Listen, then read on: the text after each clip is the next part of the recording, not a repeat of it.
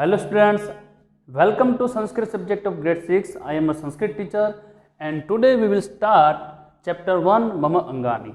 That means parts of my body. Our parts is important for our body and for our activities. When we doing activities, our hands, our legs, our ears, all are important. So today we are going to learn our body parts in Sanskrit. We know that what we say, what we call hand, then we say hand, ears, eyes, but what we say in Sanskrit. So today we will discuss about this. So start the lesson. First of all, I have a book. You must take a book in your hand and must take a notebook also. Okay. So you can see picture on the board. I will write here the name of body parts. Okay, in Sanskrit or in Sanskrit in English also. Okay. So first of all, you can see a full picture on your board. A boy. A boy has a hand, legs, eyes, ears, hairs, lips, and etc. Okay. So we are going to write here. You must see there. Okay. So first हम बात करेंगे यहाँ पर कि यहाँ पर आपको एक एक करके सभी बॉडी पार्ट्स दिखाए जाएंगे और सभी बॉडी पार्ट्स को आपको यहाँ पर इंग्लिश में दिखाया जाएगा। आपको हम उसी इंग्लिश बॉडी पार्ट्स को यहाँ पर संस्कृत में लिखेंगे। ठीक है बच्चों। तो फर्स्ट आपको दिख रहा है वहाँ पर एक बच्चे के यहाँ पर निशान है और वहाँ पर लिखा हुआ है फॉरहेड। फॉरहेड मीन्स हम इसको कहते हैं फॉरहेड। ओके, कपाल हिंदी में कहते हैं कपाल और उसको इंग्लिश में कहेंगे फॉरहेड। तो इसको हम संस्कृत में क्या कहेंगे? तो संस्कृत में हम इसको कहेंगे ललाटम। ओके, ललाटम means forehead.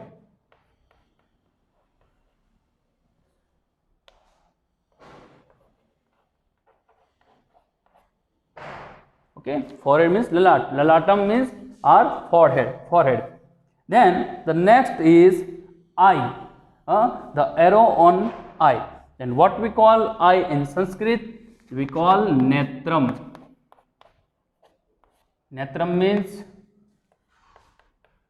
eye. Okay, eye means netram. Netram means eye.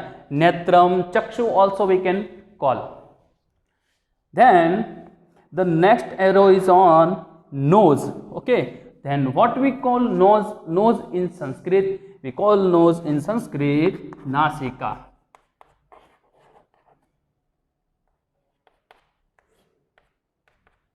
Nasika means, okay, we also learn our body parts work activities. Okay, then lalatam means forehead.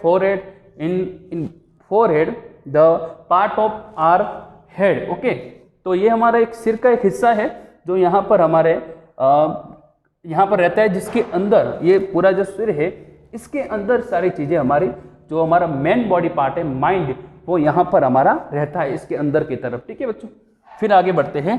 The नेत्रम। And नेत्रम हम आइज कहाँ पर उपयोग करते हैं? हम यूज करते हैं देखने के लिए। When we see, when we पश्यामः। सी मीन्स पश्यामः। सी यानी पश्यामः। जब हम देखते हैं तब हम आंखों का उपयोग करते हैं। ठीक है, फिर उसके बाद आते नासिका।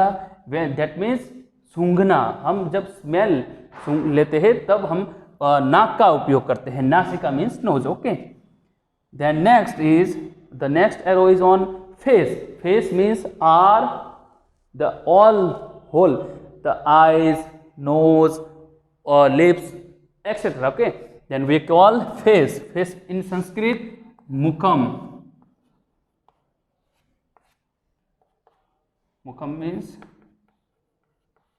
face means mukham, and also we can call tundam means face also. Okay, then next is the next arrow is on chest or chest. Okay, the chest, what we call chest in Sanskrit? We call chest in Sanskrit vakshah.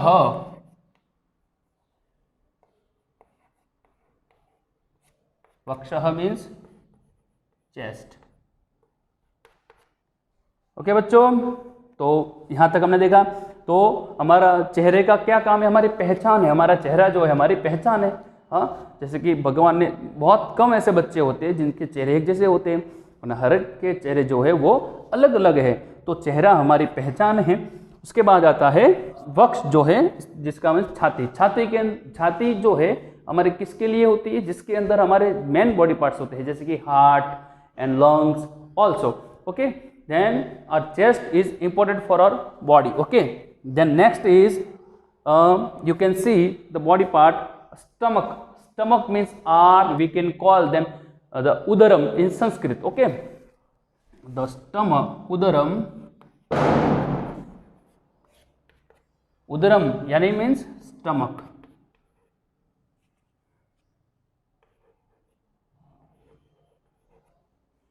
Okay, stomach means उदरम। हम संस्कृत में stomach को क्या कहते हैं, उदरम कहते हैं, जिसके हम जो खाना खाते हैं, जो भी हमारा स्टॉक है वो हमारे पेट के अंदर जाता है, वहाँ पर जाके सारा खाना जो है वो डिस्ट्रीब्यूट होता है। जैसे कि अच्छा खाना एक तरफ होता है और बुरा खाना जो है वो बाहर निकल जाता है। ठीक है, तो ये हमारा पेट जो है हमारा मेन बॉडी पार्ट भी है, इसको हम कहते हैं।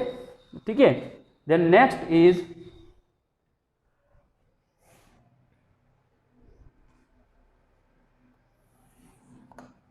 okay, the next body part is leg. You can see the arrow on leg. Leg in Sanskrit we say the padah.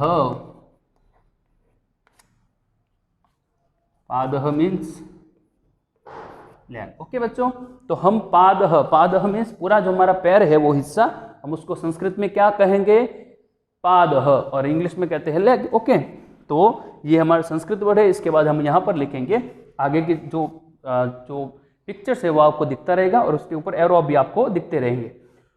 उसके बाद आते हैं, आपको दिख रहे होंगे टीथ, हमारे जो टीथ है वो आपको दिख रहे होंगे।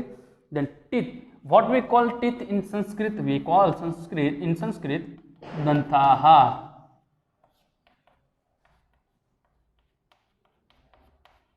टीथ मीन्स दंताहा। Okay, Dantaha means teeth.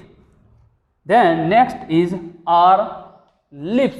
What we call lips in Sanskrit? We call lips in Sanskrit oshtha.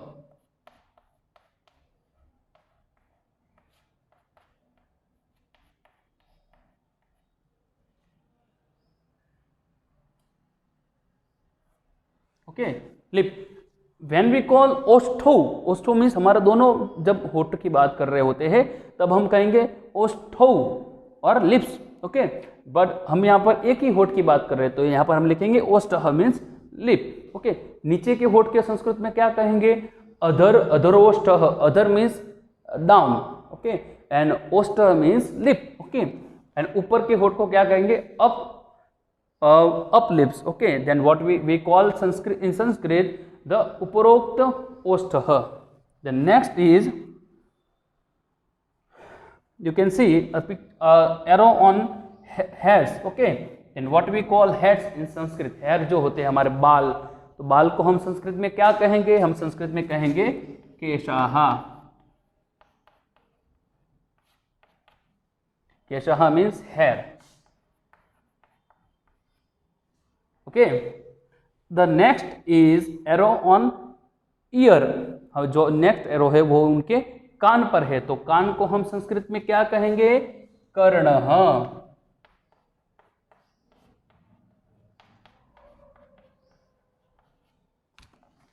Okay, the next picture is next arrow on the neck. ये जो हमारा गला है इसको हम संस्कृत में क्या कहेंगे, उसको हम कहेंगे ग्रीवा। ग्रीवा means neck. Okay, the next arrow is on, you can see the arm. What we call this, arm. Okay, तो arm को हम संस्कृत में क्या कहेंगे, हस्तः।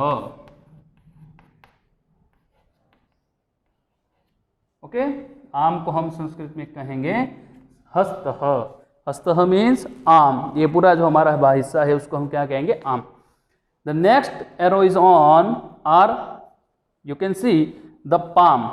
ये जो हमारा है, मैं आपको दिखाता हूँ ठीक से, ये जो है हिस्सा, इसको हम संस्कृत इंग्लिश में कहते हैं पाम, इसको हम संस्कृत में क्या कहेंगे, द करतलम। आपको पता है हम लोग श्लोक बोलते हैं कि कराग्रे वसते लक्ष्मी, सुबह उठ के एक श्लोक बोला जाता है, उस श्लोक का मतलब क्या होता है, कर।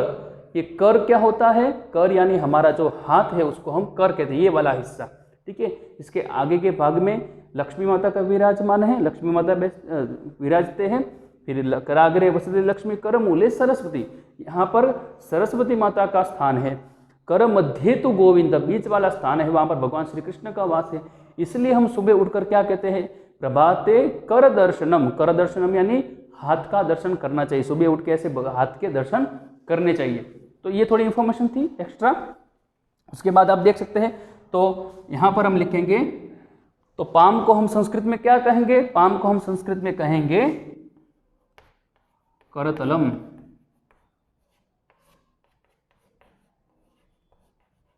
palm. Okay, then next you can see the foot, our foot is like that. Okay, तो foot को हम संस्कृत में क्या कहेंगे, चरण। हाँ,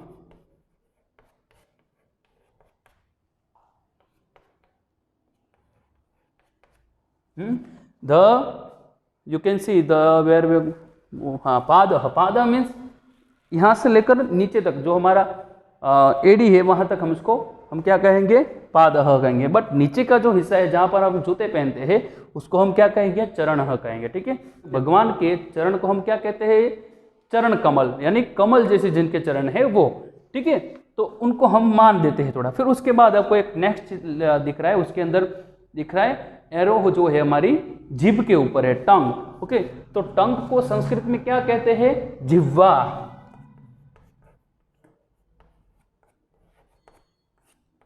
जिह्वा मीन्स टंग।